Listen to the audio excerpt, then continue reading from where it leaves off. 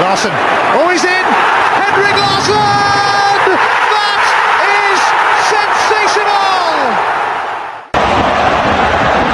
O'Reilly, how about that for a pass? Jota! How about that for a finish?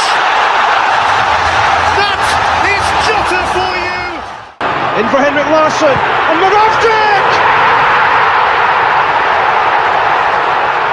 His first goal for Celtic! Here is Shunsuke Nakamura!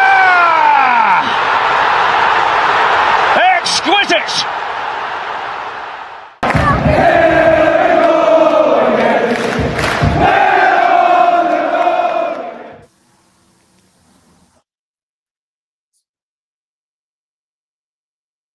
Hello everybody and welcome back to the Celtic Unrestricted View. My name is Ryan Clifford and join me on this pre-match Falkirk episode is Mark and Alan. Well lads, it's a few days since we've last spoke to you on here, so obviously the playoff draws in. We'll go to Kazakhstan for the second leg.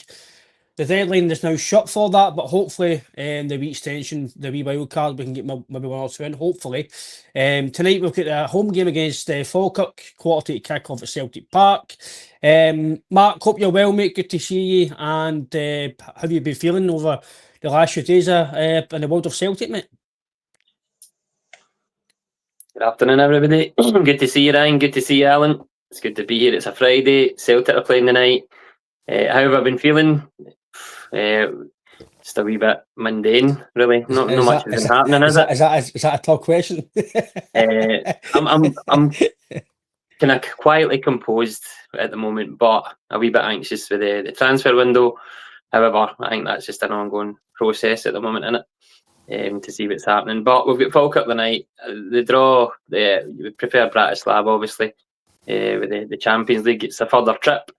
However, I'm just looking at Almaty's kind of results in Europe. They've not been in Europe for a few seasons, actually, and they've had a couple of results against kind of inferior opposition up to the qualifiers. They get a great result in Bratislava, obviously, but quietly confident that the next couple of games that we've got 3 home games in a row.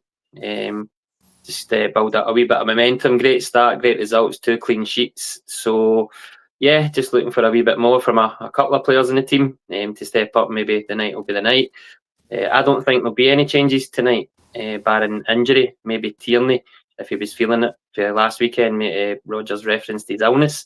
Mm-hmm. I think he'll keep the same 11 to get momentum built for Wednesday, to get this game done and dusted, hopefully in the home leg. So I don't think he'll use it to kind of make any changes at all.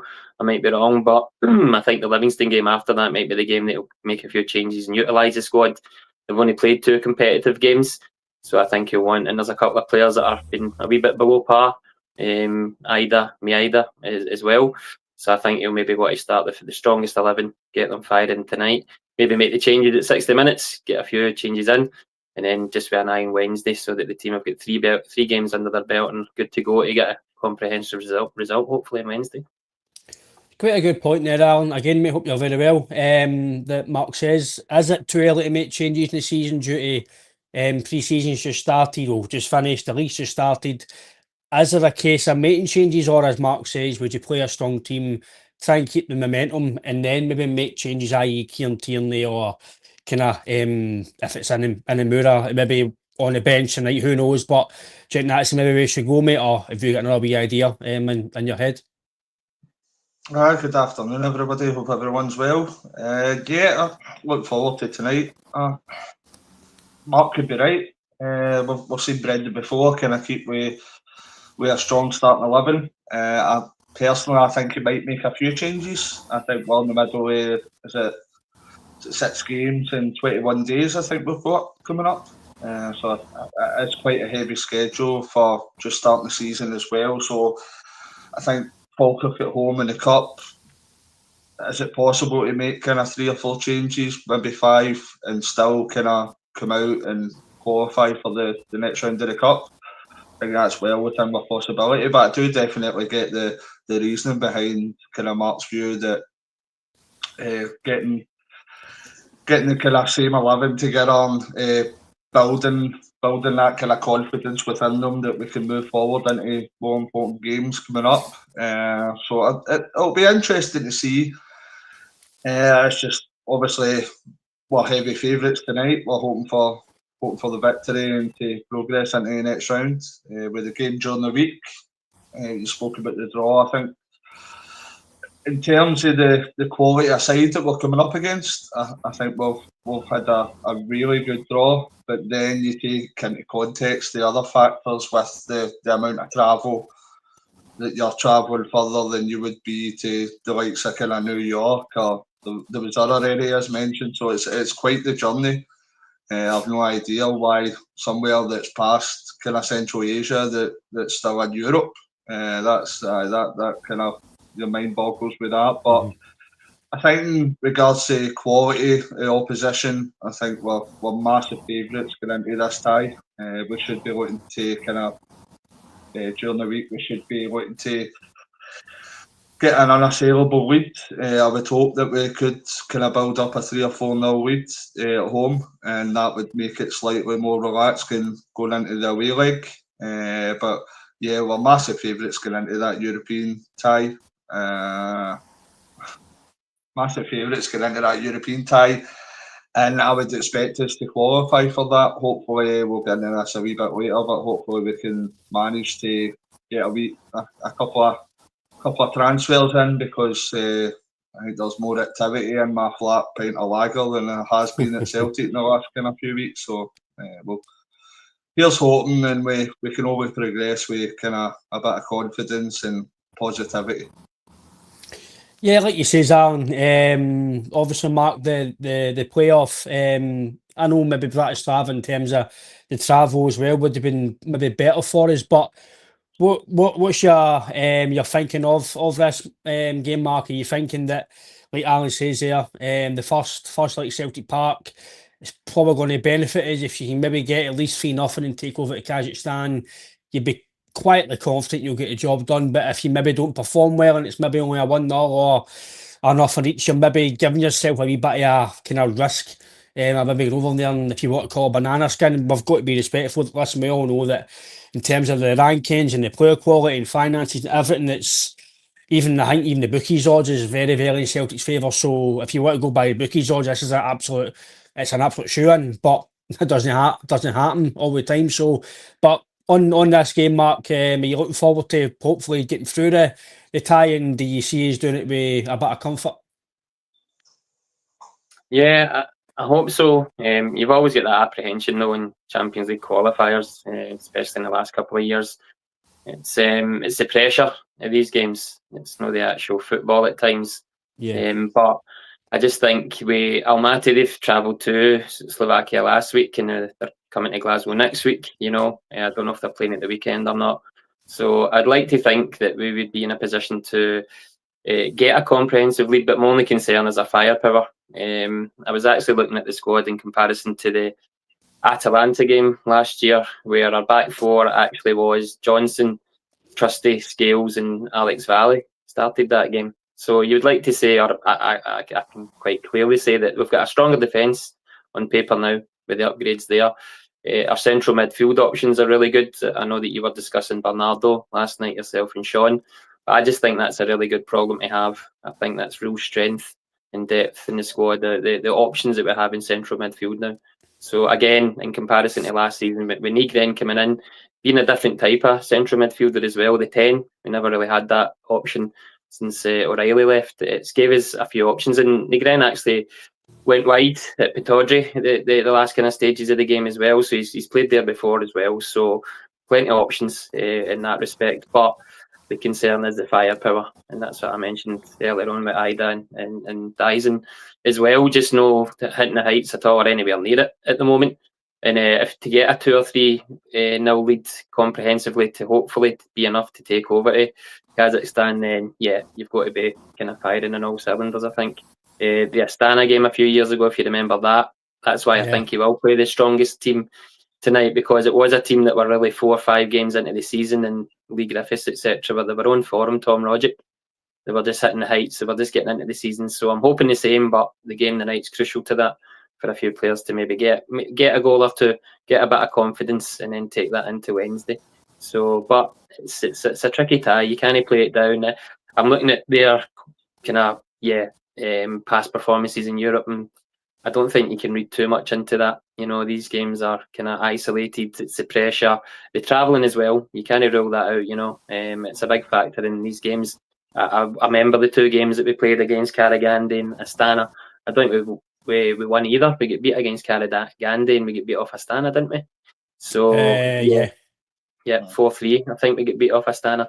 So yeah, and both games we really struggled, and we were relatively good sides with good players at those times. So the travel and the location has to be a factor. So if we were to win even 1-2-1, 3-1 in Wednesday, I don't think that'd be comfortable to take away. So I'm looking for the team to kind of start the night, continue the run, get a bit more confidence, and take it into Wednesday to get that good comprehensive lead. Yeah, as Mark says there, Alan, I think that is probably what we're looking for on Wednesdays. Yeah, you still want to be respectful. You still want to, obviously, like Mark says, we have still got small issues in terms of the firepower. But like the headline does say, I don't blame Rodgers on that. I blame the recruitment team on that and not getting things done quick enough. But take away any negativity on that, we all know the kind of vibes around that with most of the fan base, that it's why isn't it done quick enough? Why we in this kind of frame a position that where we're maybe getting like Ida, who's out of form, James Forrest only played 290 minutes in 2 years, Tilly's not really playing, Yang's not really playing. It's I can go on, it's no great, but realistically, Aaron, with the squad we have, guys have been in this situation before. They're all international players. They've all come off a really good season. Everything's compared to Almaty's totally night and day in terms of, like Mark says, the only thing is the travel and potentially going to a warm country and maybe not the best of parks. But if you do start the game at Celtic Park very well, it should be Celtic in the Champions League. But I think I can maybe speak for the fan base. I don't know, but if we don't get through this, Alan, then we don't deserve to win the competition, personally, mate. Oh, there'll be massive questions if we don't manage to get through this, because I think in terms of the level of opposition we've got in the draw, taking the travel aside, I don't want to be disrespectful, but it looks like a penalty kick. It does. Well, I think Celtic are 1-7, 1-8 in the bookies to win the game. You're looking at that. That's crazy odds on. I think we should have more than enough quality, but it's back to what we were speaking about last week, that we're gambling getting through to that league stage, the Champions League. Looking in, I never ever thought that we'd have a conversation on here that we were saying that we're going into a Champions League playoff and the in contention as Yang and Marco Tilio. That the words I don't think would ever cross my mind.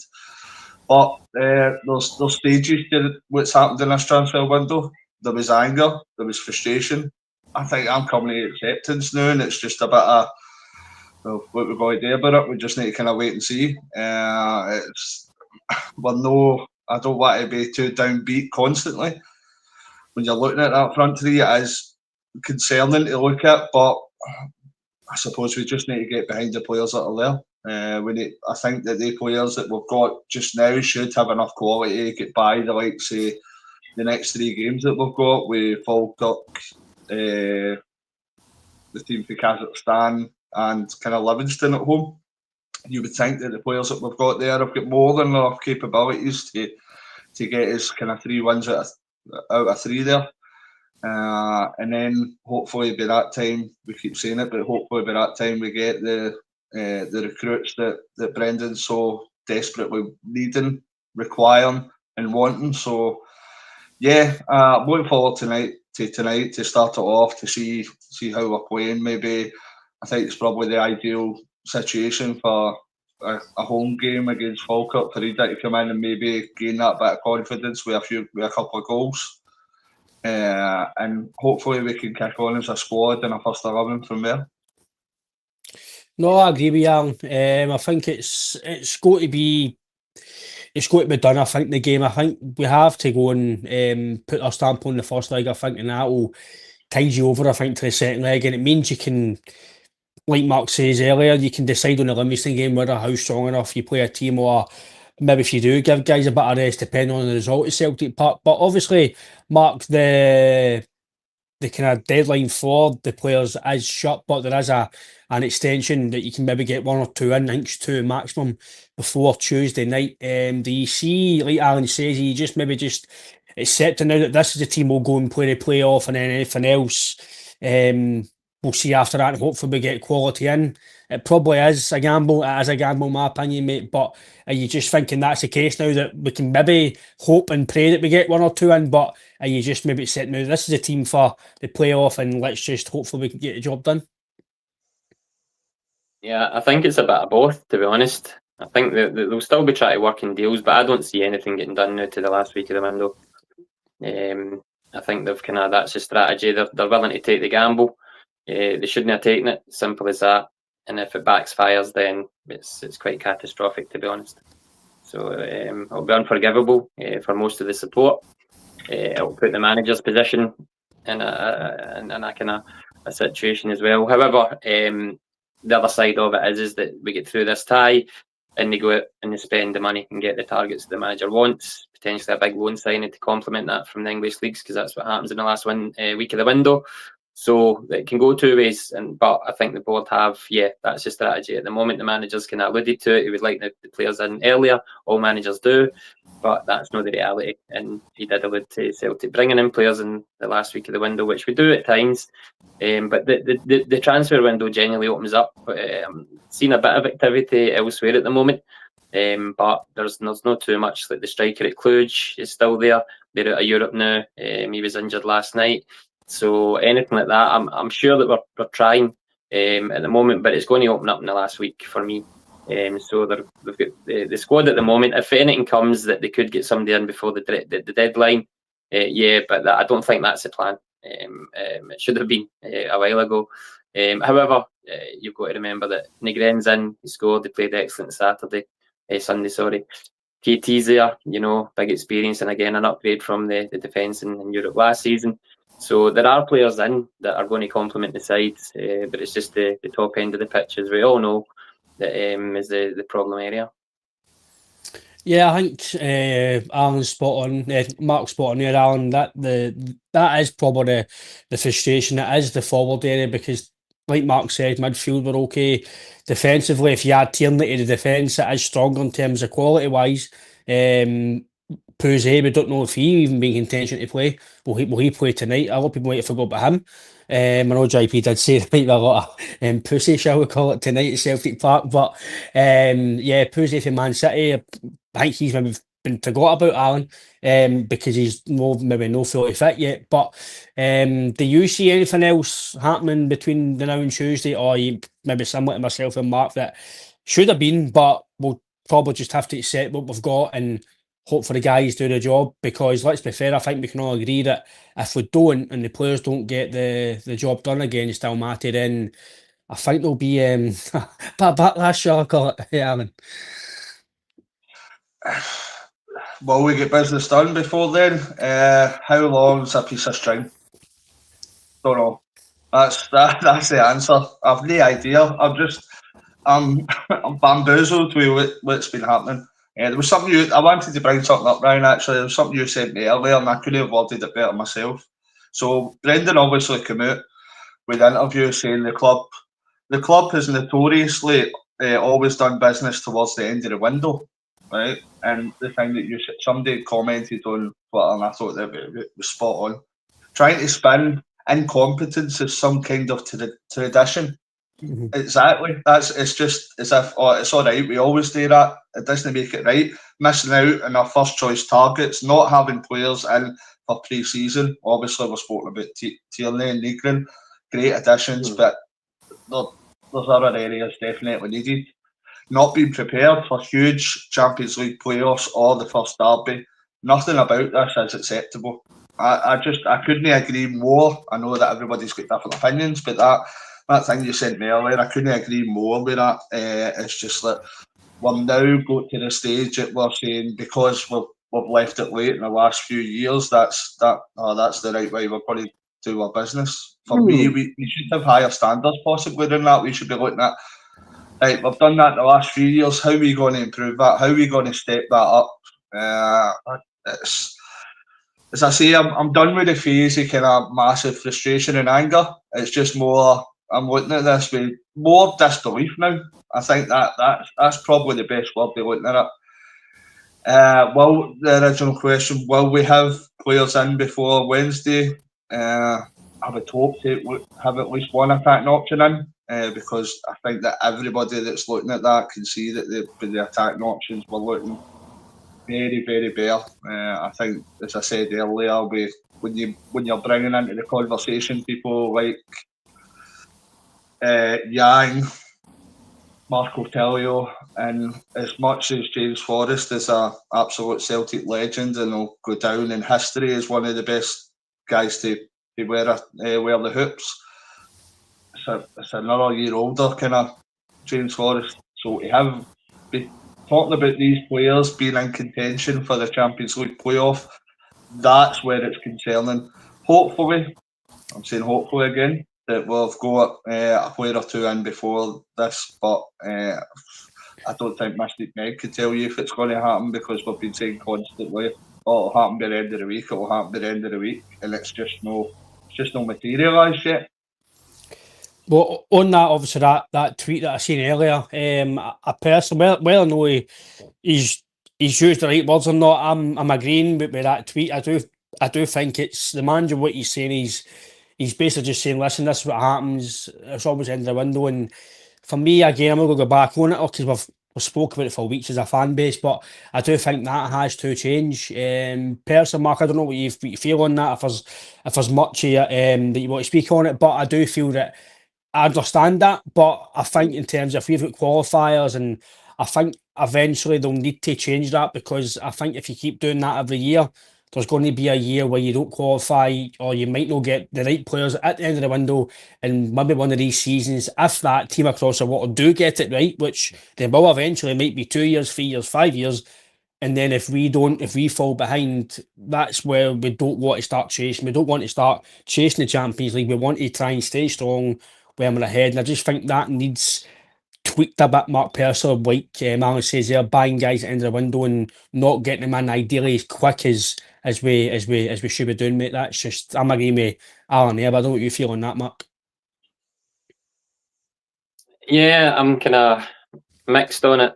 It is the ideal world scenario, you get your players in early, you get them through pre-season, but I don't think there's any rhyme or reason to it. That's the kind of, as I said, the ideal world take. But I looked at Feyenoord during the week. You referenced them a couple of weeks ago, Ryan, about buying guys in straight away. They get hammered 5-2 in Turkey during the week of Fenerbahce. So they're getting guys in straight away, replacing their talents. Bruges, I looked at with regards to their transfer dealings. The difference between Bruges and ourselves is Bruges sell their players wholesale in the summer. They've sold £80 million worth of players in the summer, 3-4 players every summer that they get rid of. We've got a strategy now of keeping a lot of our players, the likes of Hattati, Carter Vickers, Dyson. We don't sell everybody now. So there's a wee bit of come and go, I think, with it, and a bit of context. That ideally you get your guys in, but it didn't work for Feyenoord. Bruges suffer. They didn't win their own domestic league last year to a team that's not won the league in 70 years. So it's no a proven success that they just buy guys in and they continue the success. So I'm not saying that it's what we shouldn't be doing, but I think that the reality is that it is difficult in the market. I see Wrexham bought a winger the day for £10 million. Mm-hmm. So that's another club along with Birmingham that it's the same transfer market. We're not competing directly against these clubs, but we are in the transfer market. So it's extremely difficult. And I've been looking about to see other teams' signings, £7, £8, £9 million marks. And I've done a wee bit in that last season as well in the summer to see who's been kind of successful and signed the players, maybe players that we could compete and get. And Bruges were another example. Bruges were the only ones that actually signed a few players last year that went on to do really, really well. And it was quite a few clubs that went through. I might share that at a later date. So I'm kind of realistic about it. It's not ideal. I don't think we've done our business as well as we can, but I still think it is a difficult environment. to get these deals done. I wouldn't rule out a deal before Tuesday, because if it comes out, it's the right deal, it's the right offer, player situation changes, a team's out of Europe, that's all the factors. A team loses a player and they need to replace it. That's all the knock-on effects in the transfer market that are at play. So yeah, but I'm still expecting the board to put it on the line. So they need to do some decent business before the end of the window to appease the fans. And I've always said that throughout all the transfer windows, that they've got to take the fans' frustrations into consideration. Because it's an emotive game. The fans put a lot of time and effort and money into the club, so it's they do deserve to get paid back, or at least a bit of correspondence about it, a bit of transparency. What the strategy is, why the amount of money is in the bank, what exactly are the plans for that? Is it stadium refurbishment? Is it long-term kind of sustainability without Champions League football? Anything like that would give the fans something to understand what the kind of ins and outs are.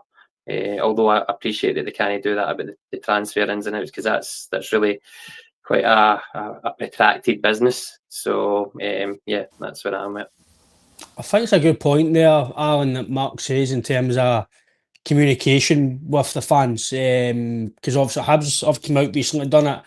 I'm sure I said it the other day, there was a team from abroad, I can't remember the team, but their CEO came out and told the plan for, like, not really saying, like Mark says, not coming out and saying we're going to bid £10 million for this guy, but they're going through the transfer, we're going to do this, try and win this, and try and do this, develop this, do this at the stadium. I think that, see if the club came out, I'm not saying, like I said the other day, I don't need to know what Desmond has for his breakfast or Nicholson's getting for his lunch, but tell us the plans for the future, because years ago there was plans for a museum, and where's that about? Did they get planned by mission? Did they know? We don't know. We don't know anything in terms of that. There's still banners that are up for the stadium, no been fixed yet with the bad weather. There's things at Celtic that inside the stadium that need finished, need done up, painted, etc. Don't just own the park. So I think I'm agreeing with Mark there, Aaron. I think a bit of conspiracy, a bit of correspondence with the fans, it would maybe put some fans a wee bit at ease, or, right, okay, I understand that now, I get this, right, okay. I think until then, Alan, I think we're always going to be in limbo about anything, if it's transfers, if it's stadium work, if it's ticket, whatever it is. I think we'll always be in limbo, mate, if they don't come out and at least give us a 5-minute video and just explain the future or what's happening at the club. I think the fans would appreciate that, Alan. Yeah, I could have a right good guess about what they have for breakfast. I would suspect it'd be champagne and caviar. With very big Brucey bonuses that they might be getting. So, no, joke aside, I think we discussed this before we come on. It would be great to have that kind of communication. Do I think it will happen? I doubt that kind of communication is going to come across. I think when you look at the majority of kind of big clubs,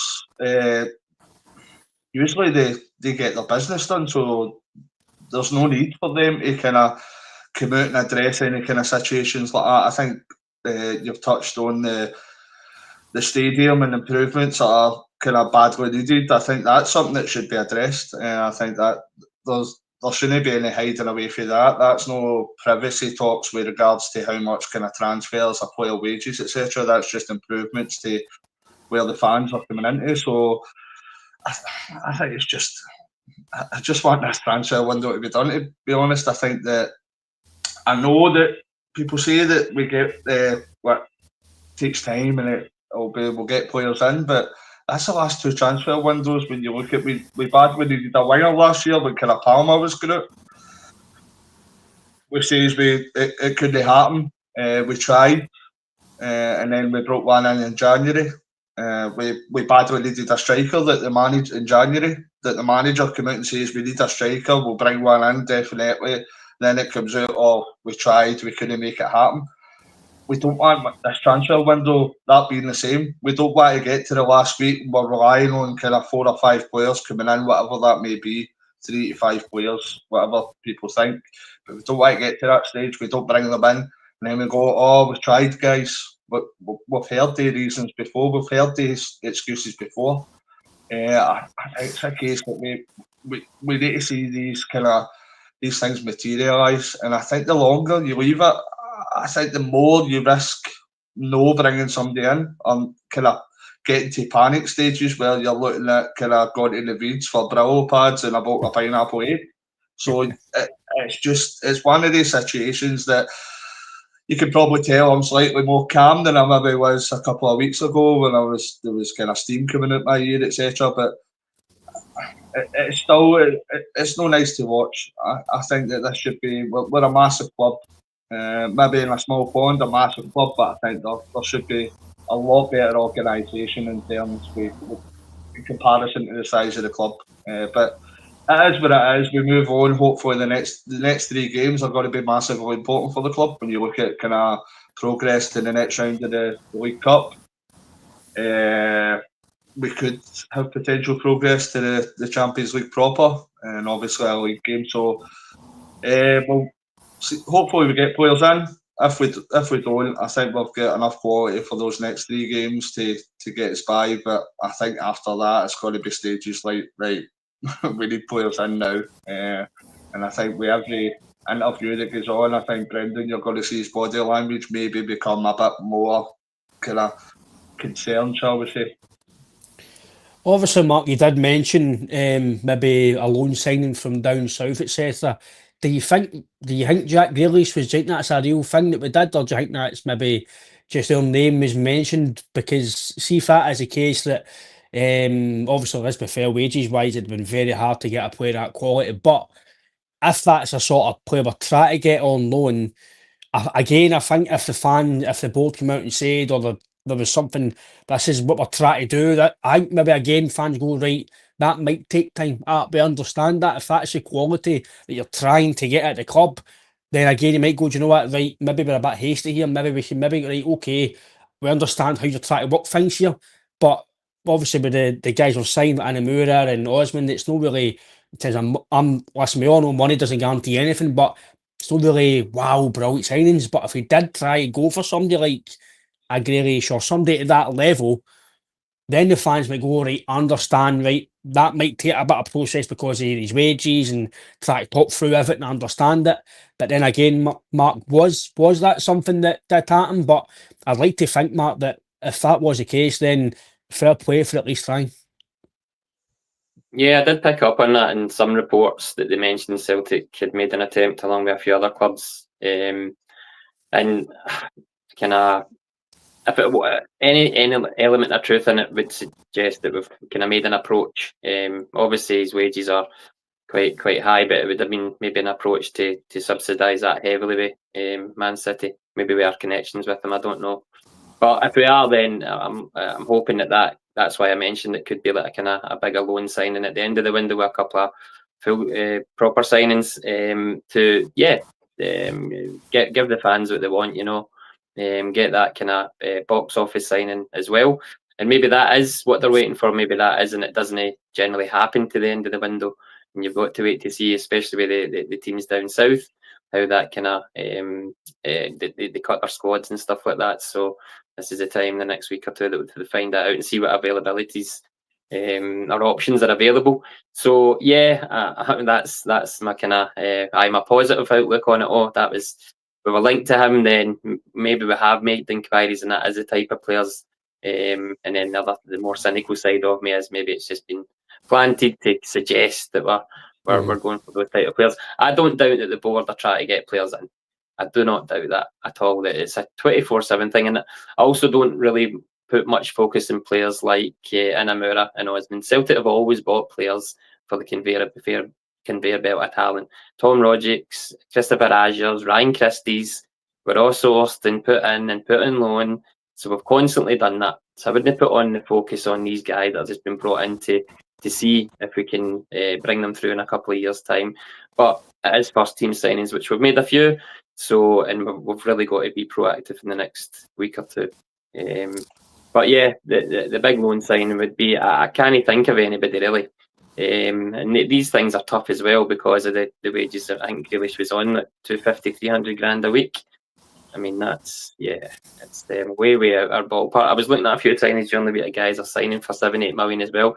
50, 60 grand generally is what they get. And that's Fenerbahce's. That's what they pay these guys. Our top earners, I think, is 38,000. a week. So we need to kind of up that as well. And if you're doing that, then you're incrementally increasing the wage budget as well. But can we do that? Should we be doing that? That's another question. Do you think, Alan? Ben Doak's gone to Bournemouth for 25 million, but Celtic receive Zilch 0 because we didn't sell Ben Doak. He left when his contract expired. So we received a development fee of 600 grand then, and that's the only money we will ever receive for Ben Doak. So if there's any rumours going about that we receive any percentages for Ben Doak, it doesn't make any sense because a sell-on would mean that we had to sell the player. We didn't. He left on a free. Yeah. The only reason we got a development fee is because he aye. So he left for free. So I can confirm that there's not any sort of finance that will be coming Celtic's way on behalf of Ben Doak. In terms of, like Mark says here, Alan, do you think I'm agreeing that we could get a loan signing in from somebody top tier, but I do think that eventually, for a certain player, if it's buying them for a transfer fee or buying them high end, if it's Grealish or somebody like that who's maybe not playing at Man United, Man City, Arsenal, etc., you could potentially attract. I think, Aaron, for me, as much as Mark's probably right, we've got maybe 38 grand a week, 40 grand a week's probably our ceiling, which is still a lot of money, by the way. But do you think for maybe a certain calibre player, Aaron, like a match winner, like listen, I'm not saying this is the sort of player we're going to sign, but a Grealish, a Haaland, or somebody that out down south, a Robbie Keane in the past, Craig Bellamy in the past, can we? I think we can, but should we tweak the model to a certain degree to get somebody like that, even for one season, probably well known that they're going to, I say it's no guarantee, but bear in mind what they've done in the previous years. I know, Snick, I'm not saying Haaland, I'm not saying zone sign Haaland, I'm just saying like years gone past, there was Robbie Keane, Craig Bellamy, guys like that down south, and maybe weren't playing or there was issues at the club. Do you think, Alan, that we could or should do that? Me personally, I think we can, and I think we should to a certain individual that can be a match winner, help you in Europe as well, because that's a big thing. I've always said if you build towards Europe, Alan, you should win the league, probably hands down, mate. I don't know if it's possible anymore. You've mentioned kind of Robbie Keane and Craig Bellamy, but when they come up to Celtic, we were paying maybe 25, 30 grand a week in wages, whereas down south for maybe 60, 70 grand. So the gulf between the wages now is astronomical.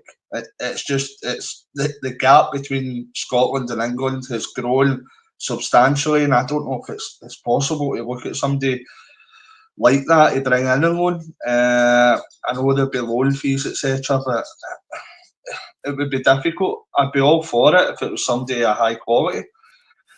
I would hope. What's that guy that's doing Homes Under the Hammer now, Dion Dublin? I don't think he's up yet. So I think he's maybe put away a few more goals than the guy that's doing it now. So, but in all seriousness, I think if we're looking at loans from down south, I think it's probably going to be like we've seen with Puzzi coming in for Man City. I think it's going to be the younger players or players like we've seen in the past, like Sinclair, that are maybe way out of favour, down in their luck, and then he's kind of brought back to rejuvenated, bring their confidence back, etc., and we can give them a platform and kind of winning trophies, hopefully in the Champions League as well. So I think that's probably more of a market that we'll be looking in. But I think whatever market we're looking in, I think we need to make moves just now because I think we just need that quality in the top three. I think that they're looking at the final third. I think that it's crying out for a bit of kind of quality and depth. And if we want to bring in somebody the quality, obviously it's no Grealish now, but he's away to Everton. But if we want to bring somebody of that calibre, then I think every Celtic fan would be over the moon.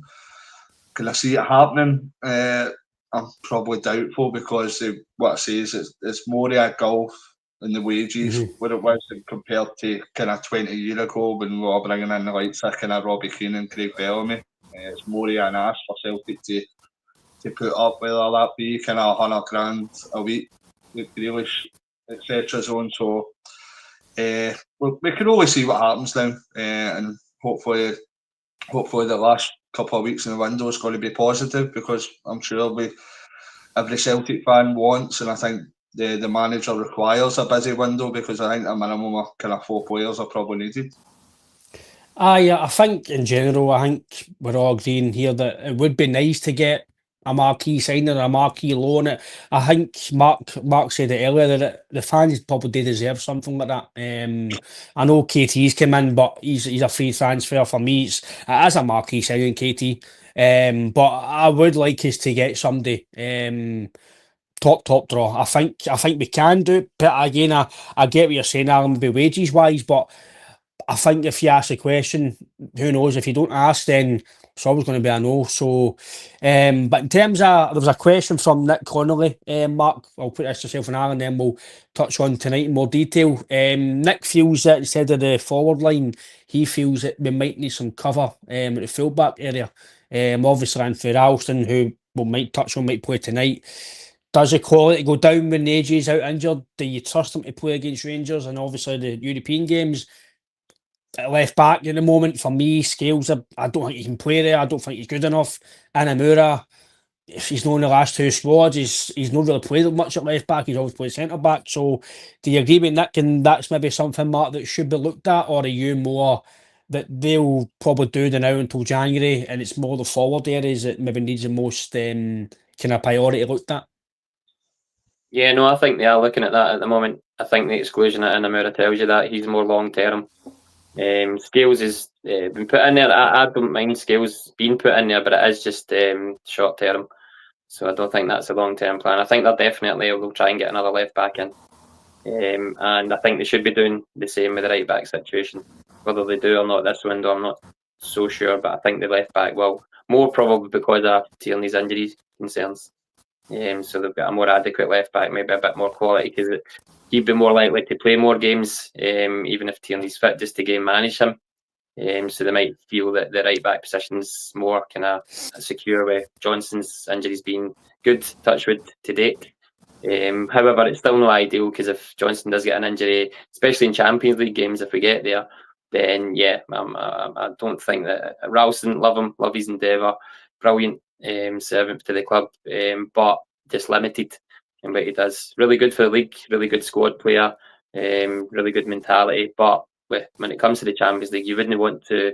I think he has played in a couple of Champions League games in the past. PSG at home's coming to mind, and they just exploit those kind of weaknesses in teams.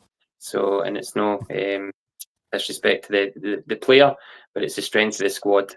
So it's I would be looking definitely left back and maybe a right back, but again, to see what comes up. I think if we get the opportunity to get a right back to come in, play back up to Johnson, they would, but they'll definitely be looking for a left back with maybe the carrot as well of maybe half the season's games on offer, so they can get a better quality left back to come in and compete with the left back position and play quite regularly, actually. No, I'm agreeing with you there, Mark. I think in terms of Ralston, I think you can definitely see that he's a Celtic man. He's endeavouring. He's quite physical sometimes, maybe too much.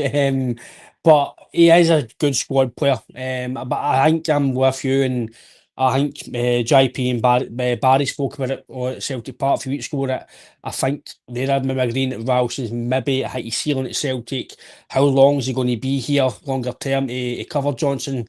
Again, Alan, I don't know you feel on that, but I'm the same as Mark. I think that's two areas where if you want to help the quality of the team, because like Mark says, when Ralston comes in and Johnson's not there, then I do believe that you're severely lacking in the defensive side. He's actually okay going forward, but defensively, I think he's limited. Again, I don't want to be disrespectful because he's playing a far better level than I've ever played at, but in terms of some of the players we've had in the past, i.e. your Lustig and your Juranovic, etc., he's nowhere near that level that can come in to help Johnson. Because look at Ange, that's one thing that I keep saying as well.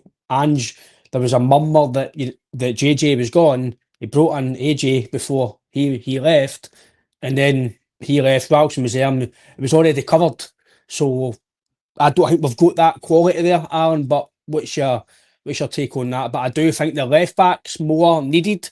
I think you can maybe go to January with Ralston, and if you need to strengthen, you can then. But I think the left back for Tierney, like Mark says, you've got a carrot there as well, because right, Kieran might only play 60 minutes, 65 minutes. He might not play every game. You will get game time. So there's maybe a more chance at a decent left back. There was rumours about the guy from Man United. Is it Marcia? Tyrell Marcia, I can't say his name.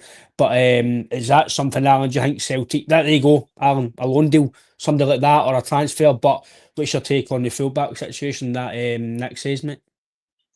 Been saying for a while, right? All due respect to Anthony Ralston before we say anything, because I think where he's came from, he's done incredibly well. Because you look at his international career as well, he's managed to clock up a few caps for Scotland in kind of bigger competitions. I think you look at certain areas of the team. I think you look at our midfield, and we've got six players there for three positions. I think you don't lose a massive amount of quality. I think that right back's probably one of the positions you do. I think if Alistair Johnston comes out, you see a big difference between him and Ralston. And as I say, that's no slight on Anthony Ralston. He was at St Johnstone and the D United on loan, where he didn't really kind of tear it up either. I think when Ange came in, I think every Celtic fan in the support thought that he was on his way out the door. So I think that is an area that. Take care, JP. Enjoy, mate.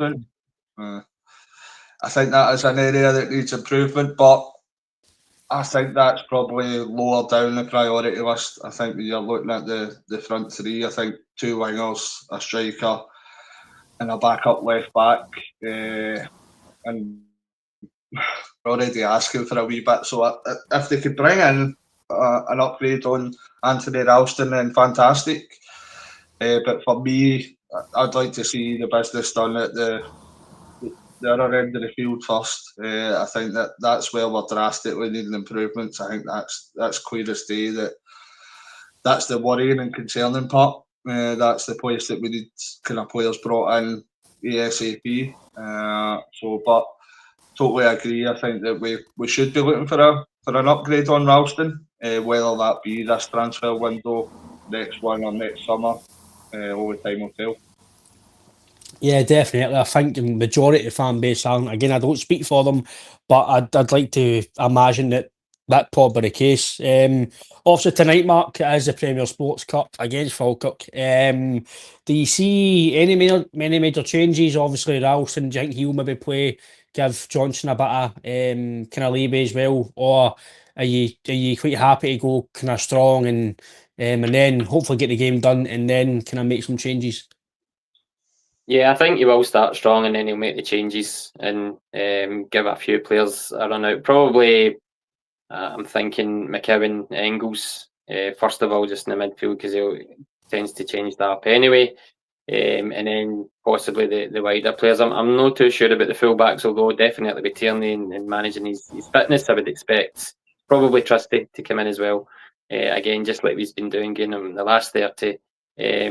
But then that's an interesting one I've been thinking as well about, will he start Trusty in Europe with regards to how he performed last season? And I know he started with Scales in the league, but I don't know if it's with the intention of maybe utilising both and the boy from Man City as well when he's up to speed. Because Trusty was really good in Europe last year. I think he started the season where he's looked good when he's come on in games. However, tonight I think it will be a 60-minute mark and he'll bring on. Although we don't have a lot of options in the wide areas, we do have a strong bench. We've got the likes of Engels and Trusty, Bernardo on our bench. You know, Bernardo's the captain in the 21's Portuguese side. Engels is our record signing. Trusty's competent Champions League defender. So we paid a lot of money for him as well. So it's a lot of strength in the bench, and these guys need to be utilised as well and kept up to speed. But I think you'll just see kind of similar to what we've done in the first two games.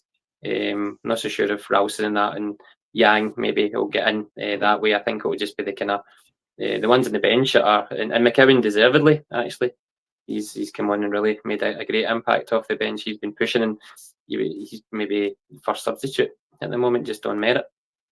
What is your thoughts, like you mentioned there? I know me and Sean touched on it last night, but I'll get you and Alan's thoughts on them. Bernardo, Mark, what's your feelings on him? Do you think he could potentially be one that might go out on loan and he might be sold at the window if he's not really playing much until the window? Or do you maybe see, I said to Sean last night, I think the European games might actually suit him better, because anytime I've seen him in Europe, he's been pretty good. Or do you really see that he's maybe having to, due to his injuries and maybe starting late back at this summer, it's maybe, I don't know, personally, Mark, I really don't know, because I like him. I think he's a good player, but does he fit in this system? Does Rodgers see him playing here? I don't know, Mark, what's your take on that, mate? So yeah, no, it was interesting listening last night, because he's a bit of a enigma, Bernardo, because he's had good spells. He is the captain of the Portuguese under-21s. He's got a good scoring record with him as well. Yeah. But I don't see him as a 10. I don't see him as a creative 8. I don't see him as a 6. He's come in a few times in the absence of McGregor, and he's not really solidified himself in that position either. Although he does contribute well in Europe, he's quite physical. He's a good possession player, and he's had his moments. You know, the cup final being won, the pass at Ibrox for Ida, and the 3 each game this season. He's made differences, and he seems a kind of a decent enough player. But as you say, I just don't see what position. However, unless we get a good offer for him, which I don't expect, I think it's a good position to be in. You know, it is really strong to have that complement of central midfielders for European. The amount of games that we should be playing, irrespective, because it's the same number of games, Champions League or Europa League. It's the demand of that, and to have those in competition for places. So I know that Engels hasn't started the season well, but I'm all right with that. I think he'll develop as we go. But then you want that type of competition. That's just strength and depth that you need in the squad, you know, that type of players. So 6 million, 11 million pound players on the bench, I don't see that as a negative. It's not ideal, but it's strength and depth. And if we are, and we will sign another 2 or 3 players, that bench is going to be shifted up. You know, there's going to be quite a few decent players that are not going to go on the bench. So it looks good that way, and I think it's a good position to be in. But the player himself, well, he's got it to prove this year. I think somebody did mention, you might have typed it last night, Alan, this is the season that he needs to make his mark. He needs to show us something this season to see if he's going to be a long-term player for Celtic. Yeah, I agree with you, Mark. Yeah, I agree with you, mate. I think this is a season where he's going to kick on.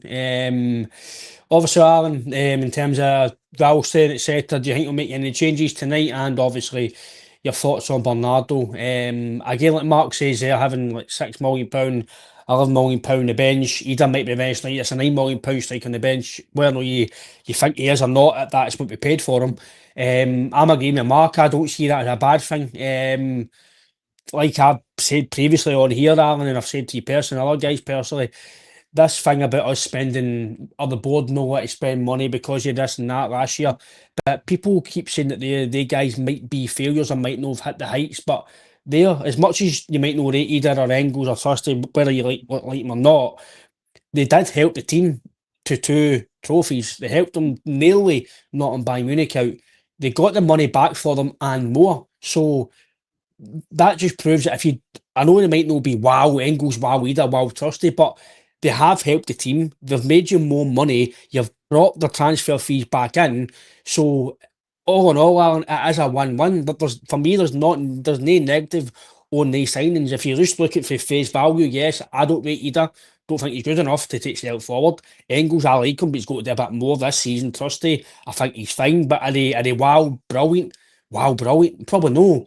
But realistically, as a whole, there's no excuses not to spend money because you've got the money back off them because they were successful in your team, and you're paying money on them and happy winning games and bringing money in. So for me, Alan, I don't see anything wrong with having him on the bench and doing that again. And as Brown Warrior just says there, Martinelli, Kyogo deals have paid that. Frimpong as well. Tilly and that might go as well. So for me, Alan, there's no excuses not to go and spend money on like a 6 million element and have that worry because they might still help you. No, they've definitely contributed. There's no doubt about that. But I think where a lot of people's frustrations lie is that when you're spending that kind of finance on a player, you would expect him to be one of your top players in the first 11, like one of the first picks. It hasn't worked out that, but that doesn't mean that because we've no signed that it's no necessarily kind of set the world alight. That they have contributed. That doesn't mean that the board kind of go, oh, we're not going to spend that amount on a player anymore because these few players haven't set the world alight. You only need to look back at the likes of Carter Vickers, Jota, that were spent $6 million each on. I'd probably say that they are top class players that we've got a good bit of value on with the money we paid for them. So I think you need to, when you're bringing in players, you need to have courage. No all of them, so it's no an exact science. They're not always going to work out, no matter how much you pay for them. You get your Jotas, Carter Vickers, and then you get for similar money, you get Barkas and Albion Ayeti. So some of them are not going to work out. But at the same time, you bring in Dyson Maeda for $1.5 million, and then you bring in Kwon for $1 million. It's not always going to work out. But I think it just relates to anything in life that usually when you pay more money, you get a better kind of quality item, whatever that may be. If that's you're going to buy a steak at the butcher, if you're going to get a haircut, if you're going to buy a player, you usually get more for your money when you spend it. But we can only see what's going to happen in terms of Bernardo. I said last night, I think that I like Bernardo, but he's not really, as Mark mentioned, he's not really took that step up. I think when you're coming to 24 now, I think, sure he's 24, 25. He's come up, might be 24, aye. And you're looking at that, I think if he's going to kind of stamp his place in that Celtic team, I think you're looking at it being probably last season, but I think this season's massive. I think if he doesn't make a kind of big impact this season within the Celtic first 11, I think he might be a squad player or be moved on. But as I say, I like Bernardo. I like what I've seen in patches. I say this, I think it was last January. We've seen him being absolutely kind of excellent for maybe 4 or 5 games and then went missing for a few. I think it was consistency. So a lot to do with his game as well. I think that the ability is clearly there, but it needs to be there more often, I think.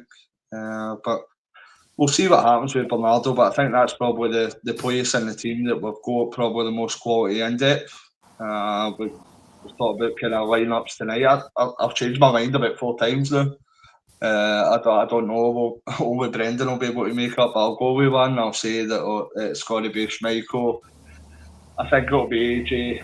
I think Trusty and Scales and Kieran Tierney, because I don't think we've got many options there to replace him. I think midfield will be Callum McGregor, Luke McCowan and Arnie Engels. I think it's got to be Dyson Maeda, Yang and Adam Ida. And I didn't think they words would ever come at my mouth, so I think that will be. But I think it's just a guessing game because you've got a cup game against kind of Falkirk, newly promoted. You don't want to disrespect Falkirk, but at the same time, I think that you might want to make a wee bit of kind of rotation to get the players that are coming on as well, get them a wee bit of game time more. But as I say, Mark's saying that we might start with kind of our strongest 11. That could well be right. It just depends on what way Brendan feels about going about the next 6 games. If we've got 6 games in 21 games, then 6 games in 21 days. Then it depends on what kind of strategy he's got for going about those games in terms of kind of rotation. Obviously on the forward, Darren, I'll touch on you, then I'll get Mark's team. Mark can answer this as well before we end the show. If Admira doesn't start tonight, a lot of people might think he will because it might give him confidence, get a few goals. If he can play well, it might kickstart his season. If Yamada or Kenny plays, Aaron, do you think that it's their jersey to lose? Because as was mentioned previously, the pre-season, the last 2 games, he has not really been at it. He's not really showed that probably deserves a jersey at the moment. So if he just starts, it's probably he's got to go and play well, and maybe get a few goals to really say, listen, I'm up for this fight to be the main man, and I can go into Wednesday and I can get the goals for this playoff. Or if Kenny or Yamada starts, Alan, do you think it's if they do well or get a few goals or really kind of start to play well, do you think it's their jersey to lose? I think it's curtains for Adam if he doesn't start tonight. I think this is the perfect opportunity for him to come in and gain that confidence. At present, he's our number one striker. A game like this at home, cup game against newly promoted Falkirk, I think that's the perfect opportunity for him if he's got to come in and kind of make an impact and score goals. So I think if Brendan does to choose him tonight, I think that says that his thoughts are on whoever comes in the door, who he's got to buy as a striker. With Yamada, we've seen snippets of him. I don't really want to make full judgment. He looks all right. I've not really seen enough to make full judgment. I think you need to see these kind of players for a prolonged period of time before you make that judgment.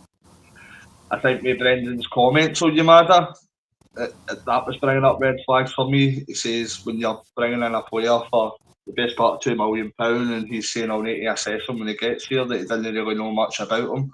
For me, that was screaming out like when we both kind of married and Cheved. It was like he didn't really know or approve of this transfer. So that's nothing to do with the quality of Yamada. He could turn out to be an absolute belter. He could be a brilliant player, but at the minute, I don't think that there's necessarily a confidence behind either Yamada or Kenny. I think as we speak that probably it's going to be Dyson Maida up front or Adam Ida. And I think how limited we are in the wing positions, I think that we need to play kind of Maida there. So that in turn means that we play Adam Ida up front just now. And obviously, Mark, what Alan says there, and obviously the question, mate, about Ida, if it doesn't start tonight, could Johnny Kenny or Yamada, could that be their time to shine and take the jersey? And obviously, your team lineup for tonight, mate. What's your thoughts on that? Yeah, I think we'll start with the same team on Sunday tonight, first and foremost, barring any injury here and there, what we don't know about. And that means that Ida starts. However, regardless, if any of the guys come in, Kenny or Shin, in the 60th minute mark, which I expect, and Ida hasn't scored, and they score, they'll start on Wednesday for me. That's the situation that we're in because of the confidence. This is a game tonight that Ida needs to show something, a wee bit of confidence, probably at least a goal tonight, or a good performance without a goal to show that he's picking up a wee bit. But any person getting an opportunity in the centre forward position from then on in, it takes it, gets a position. That's how fragile it is for me now.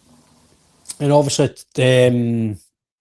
Alan, like Mark says there, it's probably going to be a strong squad, I'd imagine as well. I think I'm agreeing with Mark that it will be quite strong. But I'd probably like to see Sinisalo play personally. Tonight, I'd like to see Sinisalo at the cup games because, again, it's why is he here then if that's the case? For me, Alan, but just touch on that before we end the show. Sinisalo, I think he deserves to get the cup games because if he's not going to get the cup games, how can he then prove he's going to be number one next year or the year after if Michael leaves, if that's the plan? But do you think he could get a game, Alan, or are you thinking he will go with Michael and just try and keep that momentum with the back four? I wouldn't be against bringing in Sinisalo. I don't think, considering his age and his experience, I don't think when he came in last year he done much wrong. There was a few crosses he came for that maybe he flapped it, but in the whole, I think that he put himself across as a pretty decent goalkeeper. I was pretty impressed for most of his performances.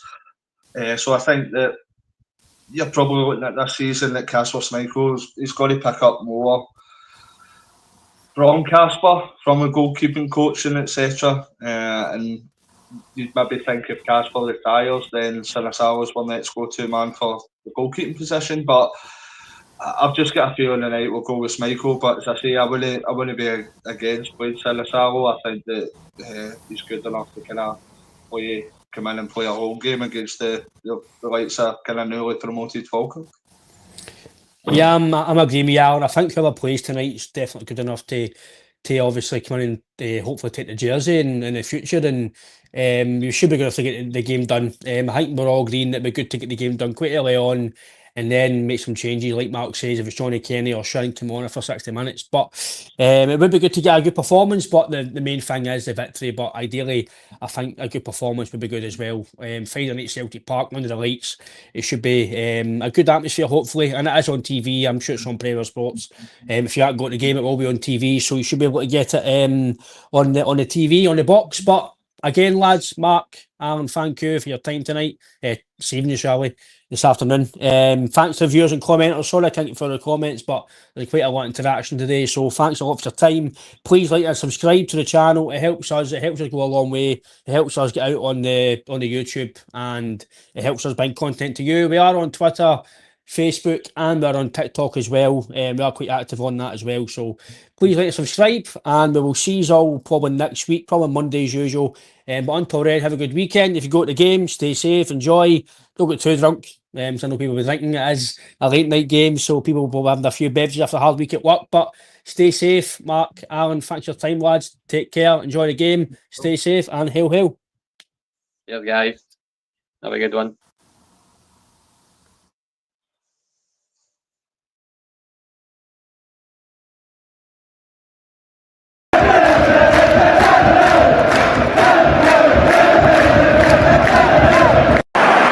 Sets up Larsson here. Larsson, oh, he's in! Henrik Larsson! That is sensational! O'Reilly, how about that for a pass? Jota! How about that for a finish? That is Jota for you! In for Henrik Larsson, and Rodgers! His first goal for Celtic! Here is Shunsuke Nakamura! Exquisite!